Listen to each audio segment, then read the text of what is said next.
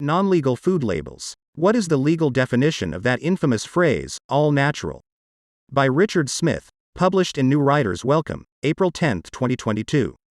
As a human origins activist and civil rights advocate, I know that history always repeats itself for those who do not learn from it. As both my mother and grandmother would say, what you put out there comes back to you tenfold, what goes around comes around. So, it pains me to see the intentionally misleading marketing lingo that has been repeating itself over and over in our local grocery stores ever since the hostile corporate takeovers of the 80s. The hyped repetition I refer to comes in the form of non-legal food terms we see gracing the packaging labels on our weekly shopping lists. Such terms include buzzwords and catchphrases like dietary, low-fat, organic, sugar-free, healthy, enriched, all-natural, artificial flavors, and natural flavors, to name a few.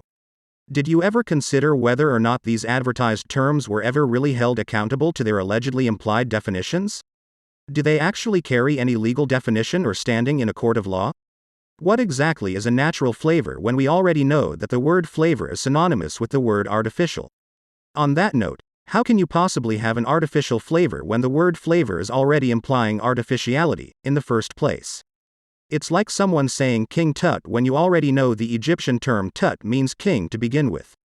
The flaunted redundant idiocy in the phrase artificial flavor is appalling. Let's go one step further. What, if any, is the legal definition of that infamous phrase, all natural? You'll never find one because it doesn't exist. That which is labeled as all natural could easily be characterized as anything from high fructose corn syrup to toxic pesticides, and everything in between. Nowadays, processed foods get away with being marketed as all natural right alongside salt of the earth produce. Addendum. This is one of those articles that generated a lot of buzz. After publishing it, and uploading the episode, I received some interesting feedback. Here is one example from an avid reader and listener.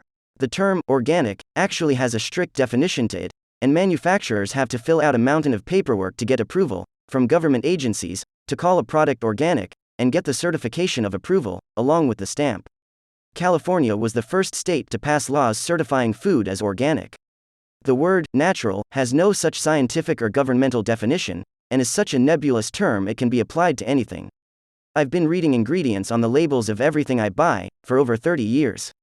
There's a lot of garbage food that gets passed off as healthy.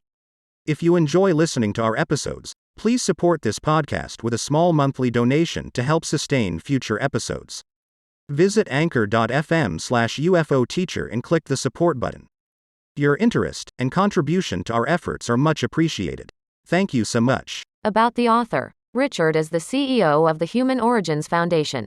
As the author of a thought-provoking book series, he has a passion for the lost knowledge of our human origins throughout the cosmos, including extraterrestrial life, ancient astronauts, current affairs, and the human being's place in the scheme of things.